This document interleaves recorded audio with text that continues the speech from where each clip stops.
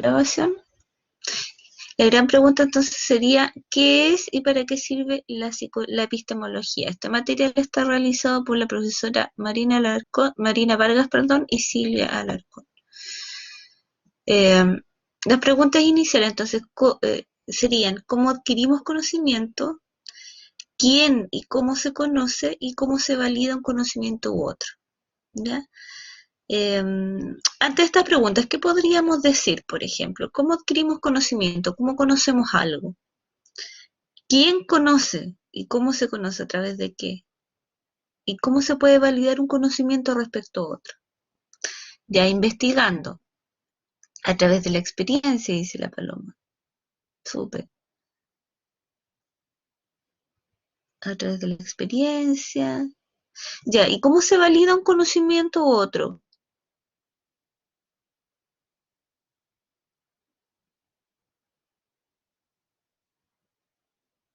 ¿Cómo sabemos que algo es conocimiento?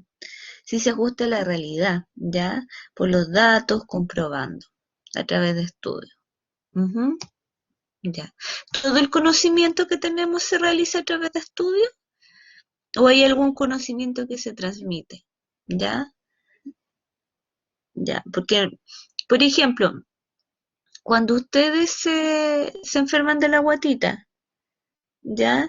Cuando se enferman de la guatita o se enferman cuando eran chiquititos, eh, y su mamá o su abuelita, cualquier persona mayor que los cuidara, les daba una agüita de menta o una agüita de manzanilla o una agüita de paico, dependiendo de lo que les doliera. Eh, ¿Ese es conocimiento también? Porque para tomar alguna hierbita o no, uno tiene que saber para qué sirve la hierba, cómo hay que prepararla, ¿cierto? ¿Es conocimiento ese? La agüita de matico. Uh-huh. Ya, ya ese es conocimiento, ya. Sin embargo, eh, lo que tenemos que hacer es lo que vamos a hacer hoy día es distinguir un conocimiento que es bien específico, que es un conocimiento relativo a la ciencia, ¿ya? Es un conocimiento relativo a la ciencia.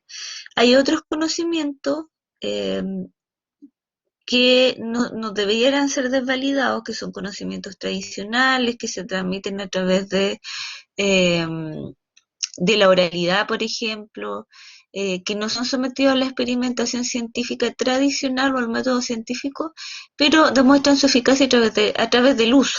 ¿Ya? A ver, cuéntame usted respecto de los conocimientos a priori. Paloma, usted que estudió filosofía. Cuéntenos a sus compañeros para que puedan entenderle de qué está hablando.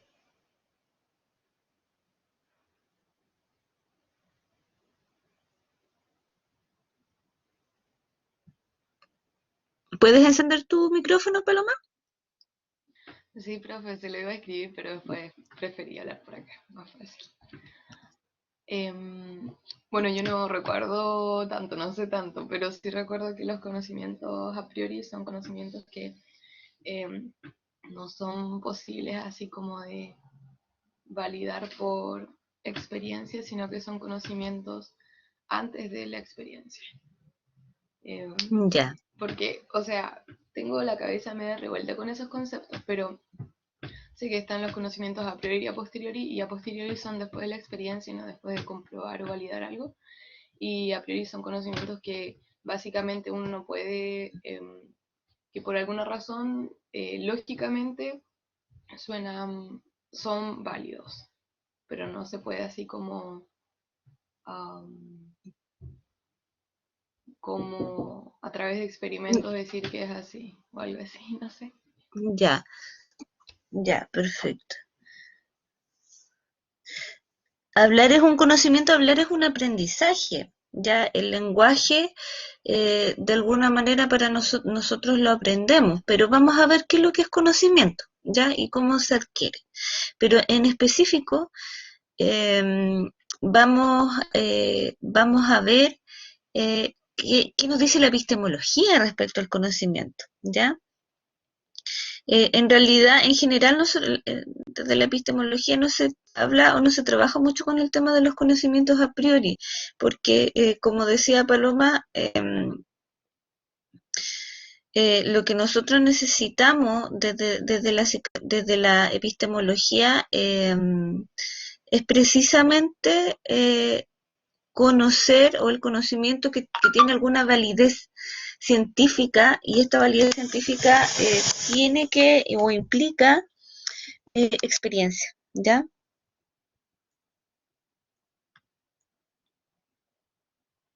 Vamos a empezar un poquito antes, sobre el conocimiento, ¿ya? Primero, comentar que contamos con una necesidad orgánica de explorar e intervenir en el medio. Esto es una necesidad adaptativa, ¿ya? Para conocer, explorar el medio en el que nosotros nos desenvolvemos, para saber cómo sobrevivir, ya para saber cómo desenvolvernos en sociedad, eh, para saber cómo funcionan las cosas, ya. Entonces es una necesidad que tenemos como organismos vivos, ya, y organismos además que poseemos un sistema nervioso, que tenemos una capacidad también de raciocinio. Por otra parte, existe un deseo de saber, ya, un conocimiento anticipatorio y reflexivo que es trascendente, ya que es un deseo de estar en el mundo, de saber sobre el mundo, de entender este mundo que se nos presenta, ya. Eh, pero tenemos además de esta necesidad que es orgánica, que es básica, que podría decir que es innata de nuestras condiciones de seres humanos, existe el conocimiento científico, ¿ya? Y el conocimiento científico ha dotado a las personas de un poder sobre la naturaleza, ¿ya? O hemos desarrollado un tipo de conocimiento que tiene que ver con, o es un conocimiento más bien sistemático, que es empírico, o sea, que se produce a través de la experiencia y también es crítico, ¿ya? Eh, por lo tanto, tiene que validarse. No todo conocimiento, no todo lo que nosotros sabemos es conocimiento científico. Hay conocimientos que son basados en el sentido común, ¿ya? Pero el conocimiento científico tiene ciertas particularidades. ¿Y por qué estamos hablando de conocimiento científico en sí? Porque la psicología está establecida como una ciencia, es una ciencia social, una ciencia pero que parte desde también de tradiciones filosóficas y de la medicina. Por lo tanto, nosotros lo que tenemos que hacer es entender la lógica de la psicología, pero la lógica de la psicología como ciencia, ¿ya?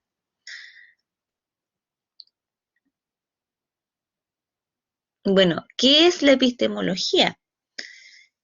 Eh, Epistemología va a ser una rama de la filosofía, ¿ya? Que esto es súper importante, que nosotros no vamos a estudiar filosofía en general, sino que vamos a estudiar a la epistemología como una rama, ya como una subdisciplina, ¿ya? Y vendría a conocerse como la filosofía de la ciencia, ¿ya? Y va a estudiar la investigación científica y el producto de esta investigación científica, o sea, lo que conocemos, que es el conocimiento científico. Va a estar interesado entonces por el origen, la trascendencia y la finalidad del conocimiento, ¿ya? O sea, ¿qué es lo que conocemos? ¿Qué importancia tiene conocer lo que conocemos? ¿Ya? ¿Y para qué? ¿Para qué lo vamos a usar? ¿Ya? Bueno, en el fondo, si lo pudiéramos traducir, episteme estaría relacionado con el concepto de ciencia, y epistemología sería como una lógica de la ciencia, ¿ya? Entonces, es interesante entender esta asignatura, este curso, pero también lo que nosotros vamos a trabajar como la comprensión de la psicología como ciencia. Por eso se llama bases epistemológicas de la psicología, ¿ya? Porque vamos a entender por qué por qué la psicología es una ciencia, cuál es, qué significa o cuál es su objeto de estudio, eh, cómo ha ido evolucionando como ciencia y cuáles son sus distintos paradigmas o los distintos paradigmas que podemos encontrar en psicología.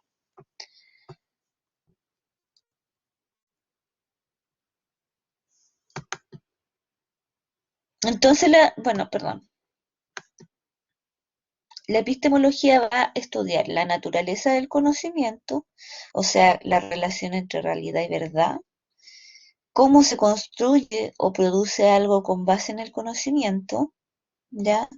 También va a analizar los criterios de verdad, cómo realmente se sabe que estamos conociendo lo que queremos conocer.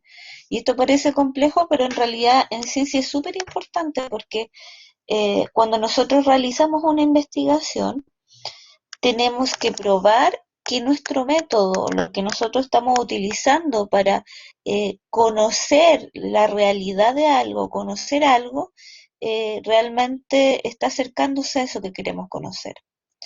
¿Ya?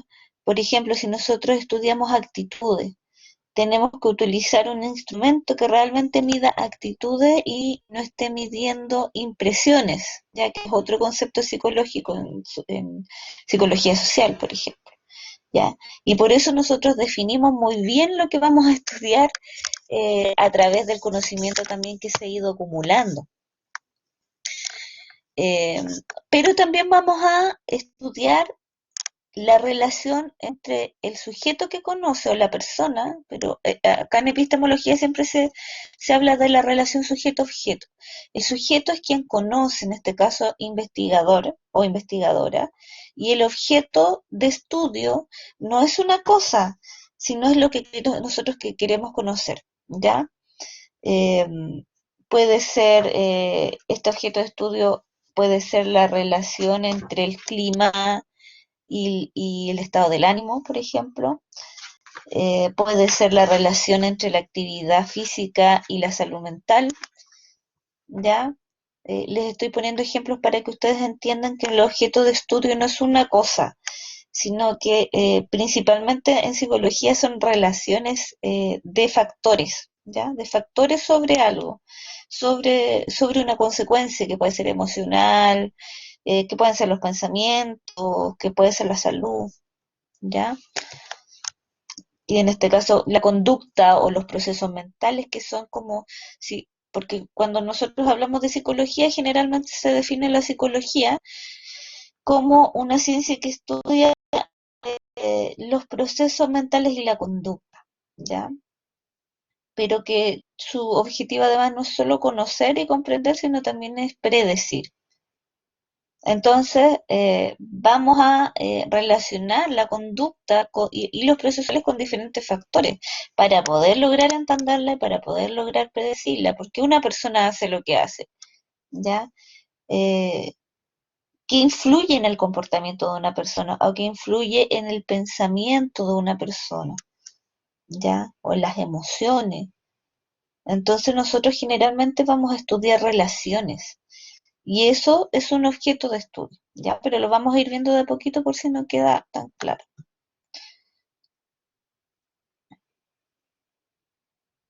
Entonces, la epistemología es el nombre que le damos actualmente a una disciplina filosófica que se ocupa del conocimiento, ¿ya? Las interrogantes más insistentes de la epistemología suelen ser: ¿qué significa conocer? ¿Cuáles son las fuentes del conocimiento? ¿Cuáles son los límites de este conocimiento? ¿Cómo es el proceso de conocer? O sea, ¿cómo llegamos a conocer algo? ¿Hacia dónde es posible confiar en lo que sabemos? ¿Y cómo se valida este saber? ¿Ya? Entonces, lo que estudia la epistemología es tanto las características de lo que nosotros queremos conocer, ¿ya? La relación entre quien conoce, o sea, el investigador y su objeto de conocimiento, pero también cómo se desarrolla todo este proceso y cómo se valida este proceso de conocer, ¿ya? Del conocer científico específicamente. Hoy aquí, bueno, aquí no se ve muy bien esta primera parte, no sé qué pasó, que se cortó un poquito. Voy a ver. no, no sé, chica. Bueno, el desarrollo de la epistemología tiene como tiene varios momentos. Ya hay un periodo clásico que vamos a ver en un ratito más.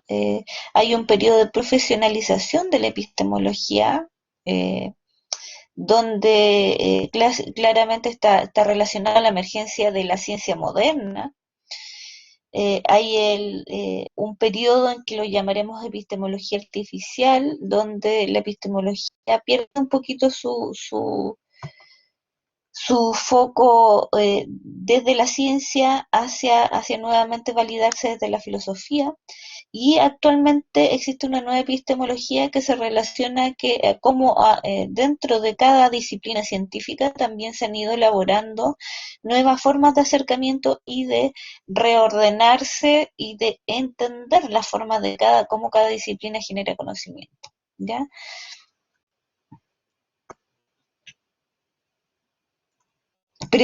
Antes de seguir, ¿hay preguntas sobre lo que es la epistemología, sobre lo que hace la epistemología?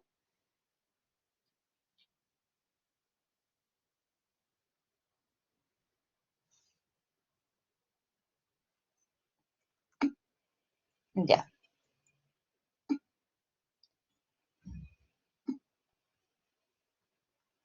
ya. Bueno, en el periodo clásico de los eh, clásicos filósofos, eh, tenemos que desde Platón se cultivaba una epistemología científica a través de los primeros científicos y matemáticos del periodo de la antigüedad, ¿cierto?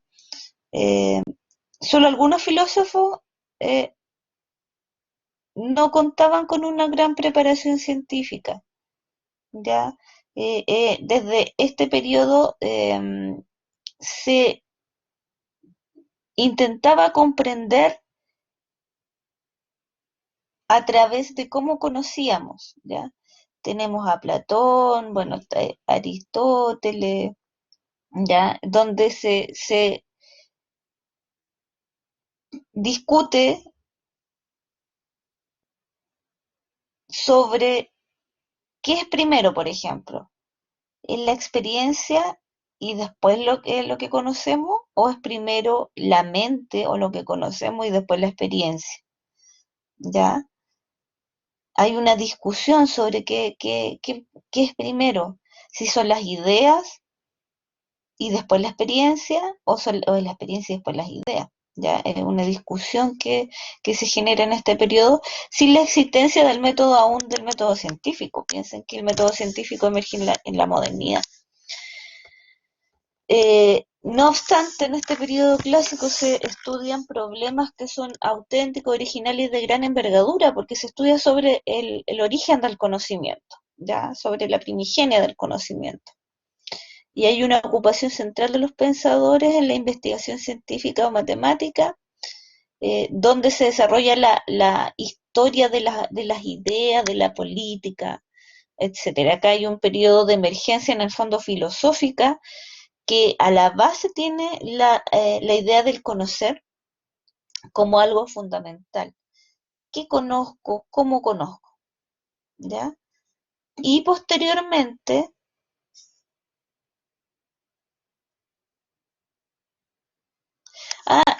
que en este periodo, esto como son como características. En este periodo ya se ocupaban los filósofos, estos grandes filósofos o filósofos desde la antigüedad, ya se ocupaban de problemas trascendentales como qué es conocer, cómo se conoce, ¿ya? Lo que no había aparecido en este periodo todavía era el pensamiento científico moderno, ¿ya?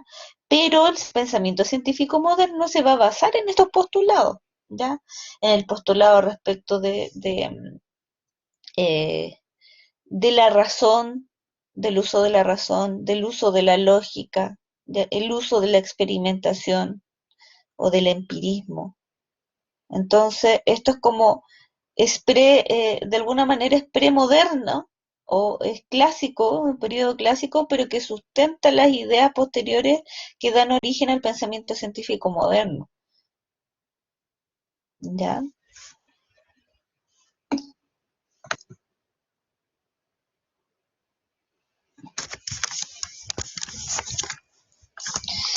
Bueno, acá tengo como una desconfiguración de la presentación. Acá vamos a ver de manera muy sucinta estas primeras ideas de Platón, no como siempre pensándolo en torno a la epistemología más que en profundizar respecto del pensamiento platónico, ya sino la influencia que tiene respecto a la epistemología moderna. ¿Ya?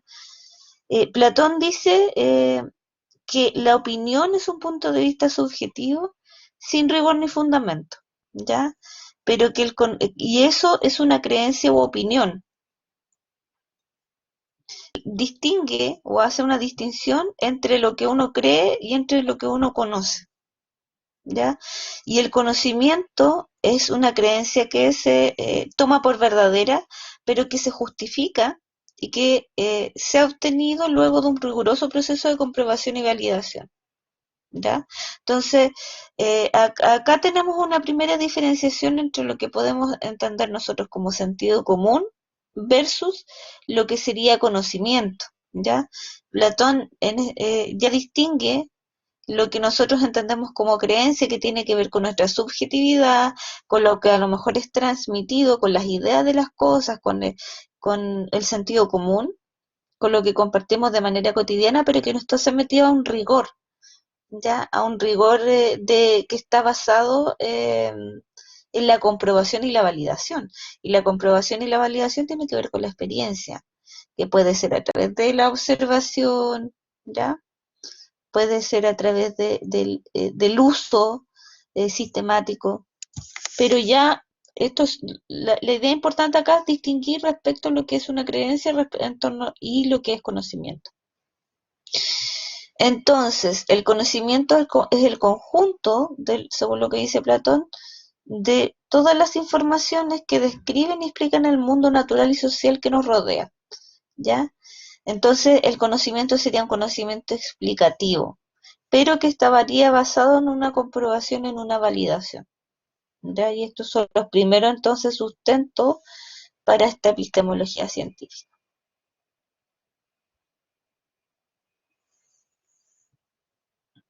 Ya, Platón va a entender dos mundos o conjuntos de fenómenos.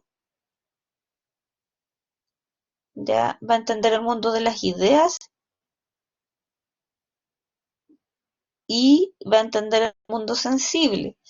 El mundo de las ideas, el mundo sensible es ese mundo físico, el mundo práctico, lo que podemos tocar, lo que podemos ver, lo que podemos oler. Y el mundo inteligible de las ideas es la idea que tenemos sobre las cosas. Entonces podríamos decir que es el pensamiento, ¿ya? Esta representación subjetiva que nosotros nos hacemos de las cosas. Entonces, ya Platón distingue un pensar respecto a una realidad que es tangible o objetiva, ¿ya? Dice que el mundo sensible entonces va a ser es el mundo al que tenemos acceso a través de los sentidos.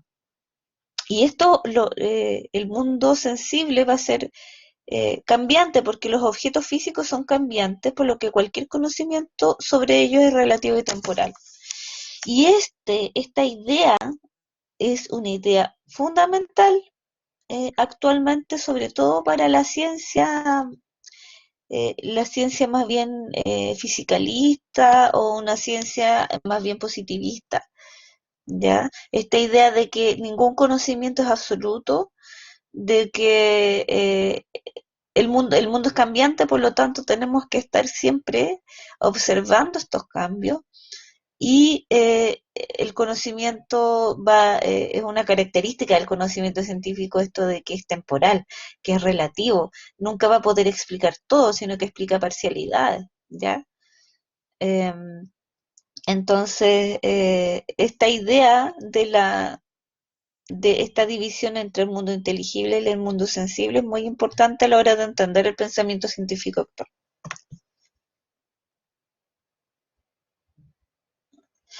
Ya con la emergencia de la modernidad y por lo tanto de la ciencia como una forma válida de conocer, ya primero pensemos que emergen las ciencias naturales, ya las ciencias naturales, las ciencias médicas, la biología, pero después aparecen otras ciencias como la psicología y las ciencias sociales, ¿ya?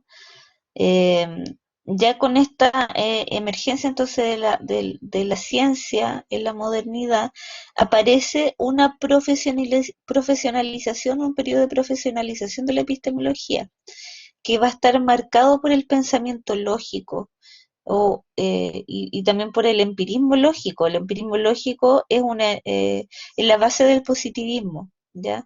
De esta idea de la necesidad de traducir muy bien lo que nosotros conocemos a través de la experiencia en lenguaje científico. ¿Ya? En este periodo, que es más o menos en 1935, por primera vez se reúnen epistemólogos profesionales a elaborar conjuntamente una nueva epistemología. ¿Sí? Lo podemos ver como una historia de la epistemología o momentos que son claves. Eh, entonces, en 1935 se desarrolla este primer Congreso Internacional de Epistemología. Aparece esta idea del empirismo lógico, ¿ya? Pero es un periodo que dura menos de una década y es inspirado, pero va a inspirar a otros grupos afines como en Alemania, Francia, Suiza y Checoslovaquia. Aquí aparece lo que nosotros vamos a conocer como el Círculo de Viena, que lo vamos a estudiar cuando veamos positivismo, ¿ya? Ellos crean una revista que se llama Erkenntnis.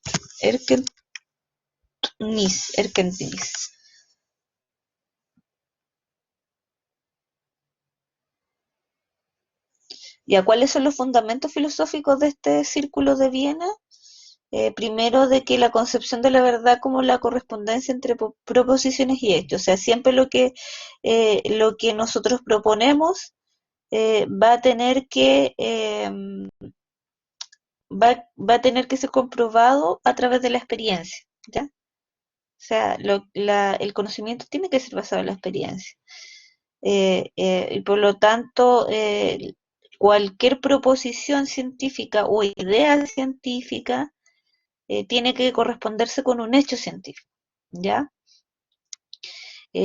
También, bueno, basa sus ideas en el empirismo de Hume, que dice que bueno, la tesis fundamental de todo empirismo es que la única fuente del conocimiento es la experiencia sensible. Entonces, eh, el círculo de Viena es empirista, pero va a estar muy, muy interesado en que toda la base del conocimiento científico sea concordante con esta experiencia, ¿ya? Y por lo tanto va a poner o establecer ciertas reglas para que algo sea considerado como científico o no. ¿Ya? Entonces se enfoca mucho en las reglas sobre la escritura científica, sobre los conceptos que pueden ser determinantes o determinados como científicos. Entonces acá hay un rechazo o una idea de mismo total. Chicos, acá se me desconfiguró, no es que la profe esté haciendo tan mal las diapositivas, pero se me desconfiguró al momento de presentarlo, no sé. Siempre me pasa con los PowerPoint. Eh, Así que en general ahí tengo que subirlo en PDF. Eh, Como que se desconfigura en Blackboard. Bueno, ¿cuáles son las características generales entonces del Círculo de Viena que proponen un empirismo total? Ya, desde este punto de vista o desde un punto de vista metodológico, las ciencias empíricas van a estar basadas en la inducción, ¿ya? Empleo de una lógica simbólica. Y un rechazo a la metafísica. Ya se fomenta un repudio hacia la metafísica por estar fuera de lo que está concebido como sensible o empírico, lo que entonces la metafísica no se puede comprobar. Estudia fenómenos que no son comprobables, ¿ya? Y sus proposiciones van a carecer de significado desde esta perspectiva, ¿ya? Entonces, desde esta perspectiva, no, la ciencia no puede estudiar nada que tenga relación con fenómenos que no son sensibles, ¿ya? Que no se pueden ver, que no se pueden tocar.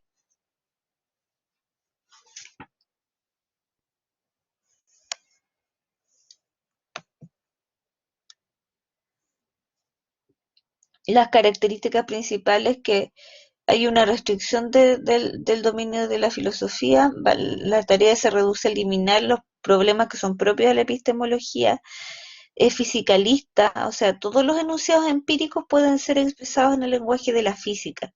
Entonces, el círculo de Viena intenta eh, trabajar mucho en torno como a cierto tipo como o a transformar el lenguaje o el enunciado científico en una especie de fórmula física, ¿ya? Incluso los fenómenos que son como más bien de las ciencias humanas o de las ciencias sociales, intenta traspasarlos eh, a un lenguaje científico que es físico. O sea que cuando nosotros, por ejemplo, hablamos del conductismo, yo no sé si a ustedes todavía les han pasado conductismo, pero el conductismo propone ciertas fórmulas que dicen un estímulo 1 produce una consecuencia 1, ¿ya? Un estímulo de otra característica para producir otra consecuencia, ¿ya? Entonces, lo traducen, todos los fenómenos intentan traducirlo a un lenguaje físico, como una especie de fórmula física, ¿ya? Y esto claramente que después es muy criticado por otras epistemologías o por otras formas de entender la ciencia. Ellos se van a basar entonces fomentan el principio de verificación. ¿Ya? Todo conocimiento científico o proposición científica debe ser verificado o verificable a través de la experiencia. O sea, las palabras solo van a tener significado cuando indican algo que uno puede comprobar. ¿Ya? Ese es el principio de verificación y que es comprobable. Por lo tanto, cuando nosotros hacemos investigaciones desde esta perspectiva, eh, tenemos que dar cuenta cómo hacemos algo para verificarlo, cómo hacemos para conocer. Entonces nosotros explicamos el método, el paso a paso de cómo investigamos un fenómeno o un hecho científico. ¿Ya?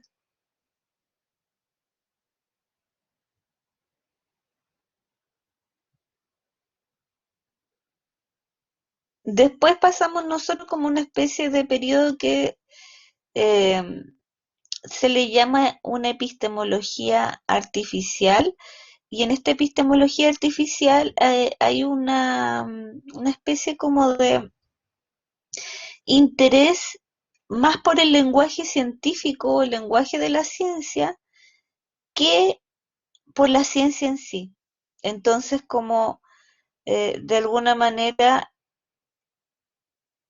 eh, la epistemología fue perdiendo el norte respecto de la ciencia y por eso se habla de una epistemología artificial que va a aumentar esta brecha entre los científicos y los filósofos. O sea, en esta parte la epistemología se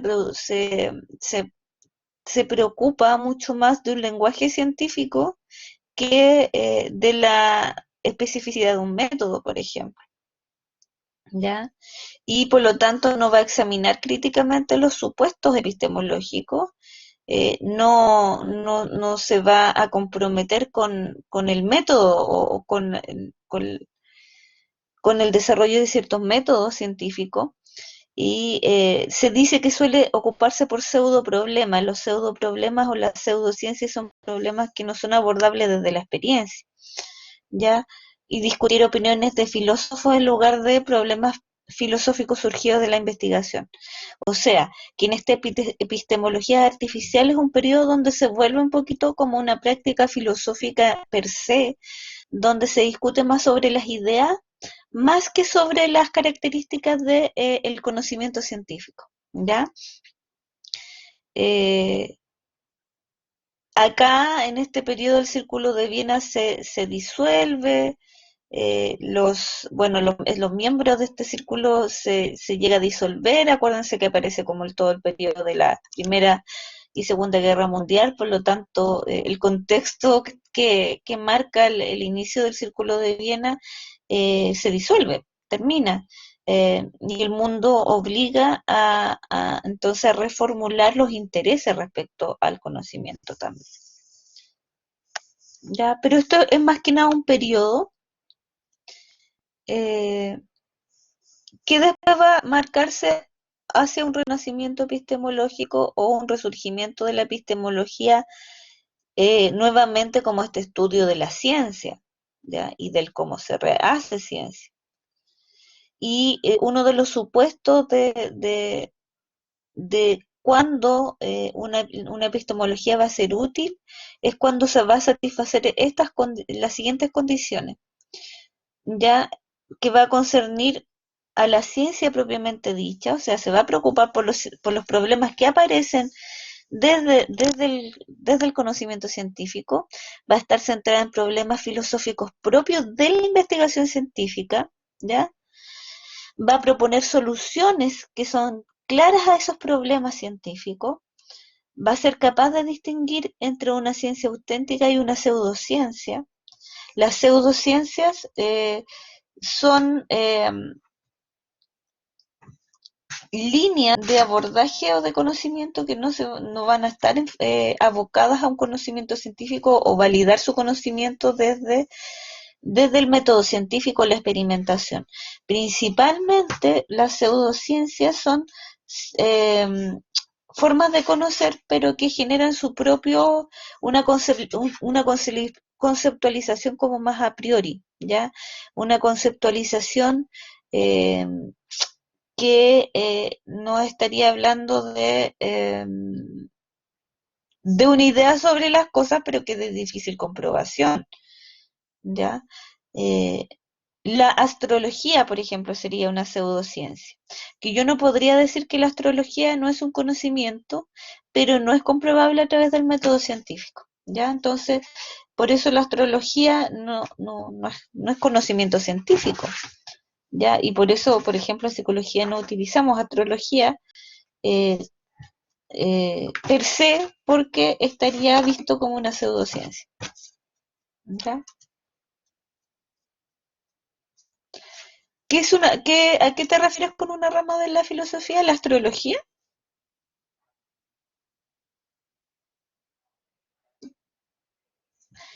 Yo no sé si la astrología es una rama de la filosofía, no. eh, Creo que la astrología más bien es un producto de un tipo de pensamiento particular y de un tipo de conocimiento, ¿ya? Ujú. Y que se produce, claro, la cosmología es otra cosa. Sí, la astrología, pensemos la astrología, bueno, existen diferentes tipos de astrología. Ya la astrología, pensémosla como el estudio, por ejemplo, de los astros al momento de que uno nace o cómo los astros influyen en el comportamiento. Entonces, si nosotros vamos y leemos el horóscopo, eh, bueno, hay gente que se dedica a la astrología y es un conocimiento que es súper complejo. Yo no lo quiero desvalidar, pero no es el tipo de conocimiento del cual se va a ocupar la epistemología, ¿ya?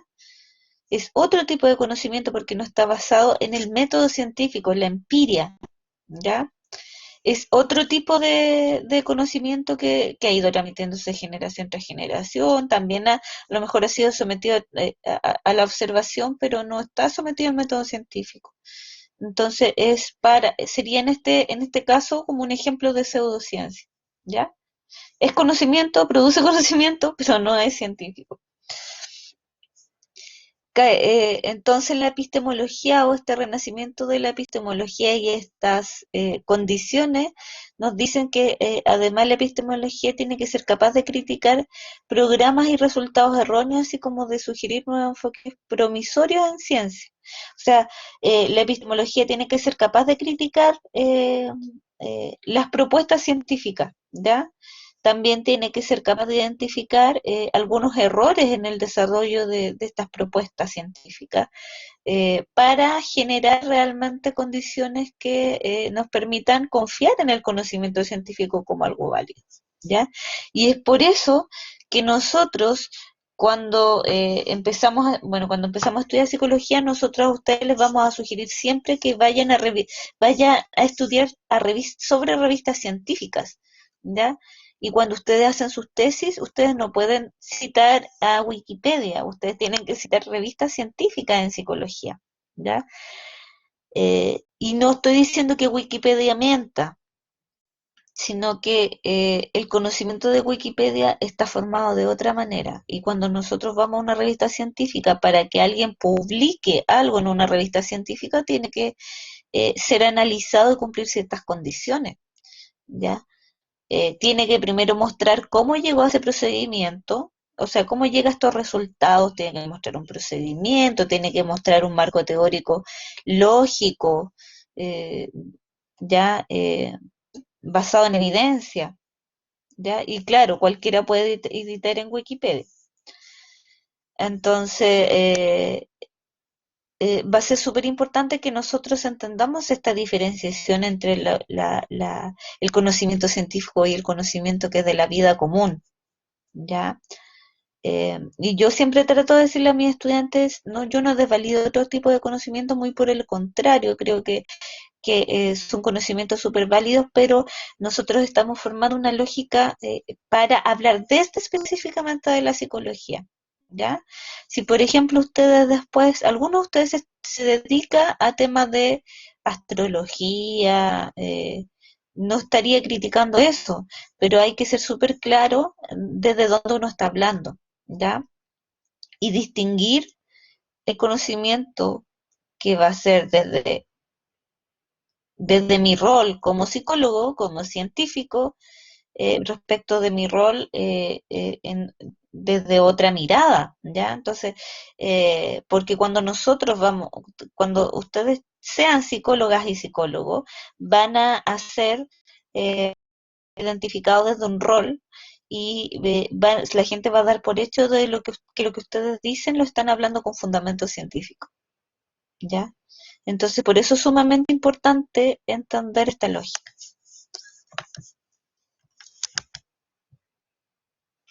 Y bueno, más adelante empiezan a aparecer estas epistemologías regionales. Las epistemologías regionales se relacionan también como a recientes crisis que sufre la ciencia, las diversas disciplinas científicas y revoluciones por las que han pasado y obligan a los mismos científicos a reflexionar sobre los fundamentos y los demás aspectos relacionados con sus propias ciencias, sus propias formas de hacer ciencia, dando lugar entonces a lo que se llama epistemologías internas y regionales, ¿ya? Entonces cada disciplina va autoobservándose y van a construir, de acuerdo a las características disciplinarias y científicas y también de acuerdo a sus necesidades, nuevos cuestionamientos ya epistemológicos. Entonces, cada ciencia o cada disciplina va a ir adaptando sus preguntas epistemológicas en torno a sus necesidades y a su campo especializado.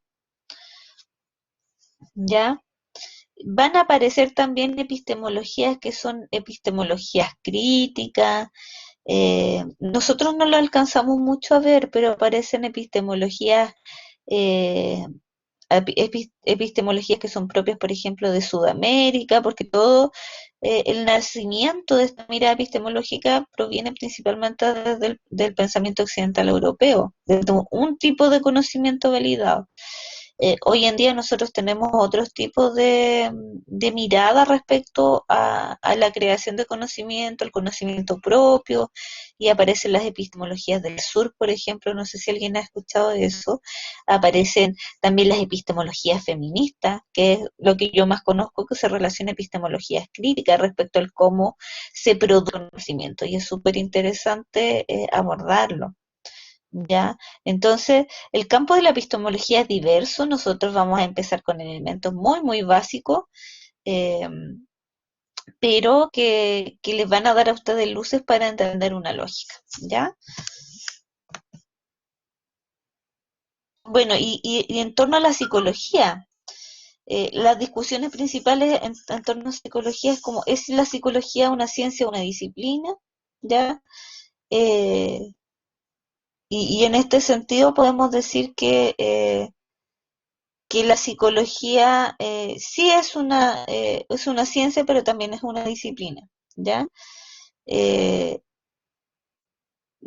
Acá podemos ver que dice que gran cantidad de corrientes han transitado por la historia de la psicología, o sea, eh, nosotros de alguna manera no hay una sola psicología, no hay una sola forma de hacer psicología, sino que hay muchas corrientes epistemológicas, muchos paradigmas, muchas formas de entender el cómo hacer ciencia que han influido en la psicología. Algunas de estas han desaparecido y otras se han ido transformando, ¿ya? Entonces aparecen escuelas que mantienen un lenguaje propio, una visión sobre el objeto en psicología y un método también para intervenir y para investigar objetos particulares, ¿ya? Lo cual enriquece y le da vida a la psicología misma. O sea, la psicología, para que ustedes tengan en consideración, es plural epistemológicamente, ¿ya? No hay una sola forma de hacer psicología.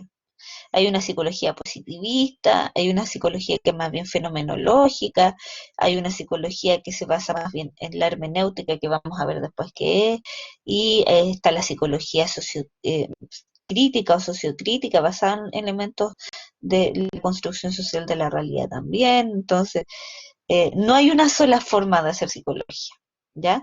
Y lo que tenemos que entender desde este curso es cómo aparecen estas distintas ramas, cuáles son sus focos y cuáles van a ser sus distinciones, ¿ya? ¿Cuál va a ser la diferencia por ejemplo, entre el acercamiento de un investigador positivista a su objeto de estudio versus un investigador que es más bien sociocrítico, ¿ya? ¿Cómo se va a relacionar con su objeto de estudio? ¿Ya? Eh, Dice, pero también, ¿hasta qué punto esta pluralidad ha entorpecido la discusión sobre el carácter científico no de la disciplina psicológica? ¿Es la pluralidad lo que ha ocasionado esto o es el poco deseo de los psicólogos en mantener vivo el debate? ¿Ya? Entonces también nosotros vemos que dentro de la disciplina cada científico tiende un poquito a casarse con su idea del cómo hacer ciencia y a veces se renuncian a estos debates epistemológicos. Entonces yo creo que mi forma de hacer ciencia es más válida, por lo tanto no me interesan las otras formas de conocer. Y podemos ver que dentro de la disciplina nosotros vamos a conocer, por ejemplo, de psicoanálisis, vamos a conocer sobre conductismo, y conductismo y psicoanálisis son dos formas de entender la psicología que son completamente distintas, ¿ya? Y alguien que es un psicólogo positivista absolutamente va a decir que el psicoanálisis es una pseudociencia, ¿ya? No no va a entenderlo como un aporte científico propiamente tal, porque el inconsciente es posible de someter a experimentación, ¿ya? Y de hecho vamos a ver que el psicoanálisis es una especie de metateoría que genera conceptos propios y que se explica a través de estos conceptos propios, ¿ya? No responde a la misma lógica de otras ramas de la psicología, o otras formas de entender la psicología como disciplina científica. Entonces, hay algunos psicólogos que dan por superado este debate de la pluralidad científica, eh, y pregonan como el fin de las psicologías y el auge de un paradigma unitario. Para la gran mayoría, pero la gran mayoría han abandonado la reflexión teórica sobre sus propias prácticas para servir en el campo de acción que han elegido. Entonces, es súper importante que nosotros siempre nos cuestionamos desde dónde estamos mirando la realidad. ¿Ya? ¿Desde dónde? ¿Cuál es nuestro paradigma? ¿Cuál es nuestra forma de hacer psicología? Para poder dialogar con otras formas de hacer psicología. ¿Ya?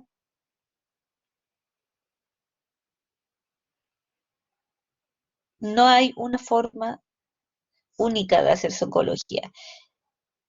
Si lo pensáramos así, claramente que quizás dejaríamos en un lugar como muy reducido lo que vamos a entender por disciplina científica o disciplina psicológica y no.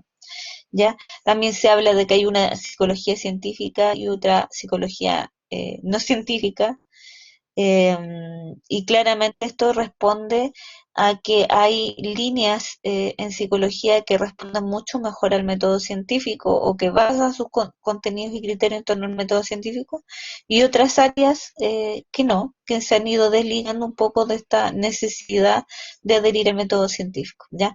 Pero por lo tanto yo lo que quiero que se queden con esta idea de la pluralidad en psicología. La psicología es una ciencia, es una disciplina científica que es plural. O sea, no hay una sola forma de hacer psicología. ¿Bien?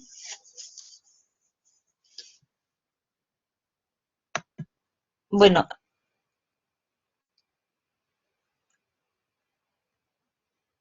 ¿cuáles son los problemas que le competen a la epistemología?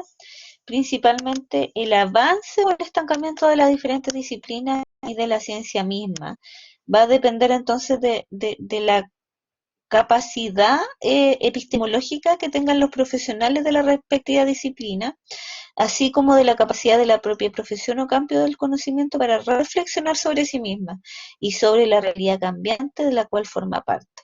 Ya, entonces esto es muy interesante porque tiene que ver con la idea anterior, de que tenemos que ser capaces de mirar en nuestro acercamiento a la realidad, tenemos que ser capaces de mirar nuestras prácticas, desde dónde, desde qué mirada provienen, pero también cuáles son los efectos que tienen sobre esta realidad y cómo en el fondo el cambio de la realidad nos insta a que tengamos que cambiar nuestras prácticas. Por ejemplo, hoy día, eh, si uno quiere hacer una tesis y necesitas para esa tesis hacer una entrevista a alguien, esa entrevista lo más probable es que la tengas que hacer online. ¿Qué implicancia va a tener esto para mi investigación? Tengo que tenerlo claro, ¿ya? Son como cosas mínimas que tienen que ver con el entorno y con el contexto que van a modificar nuestra manera de hacer ciencia. Bien, chicas y chicos, preguntas.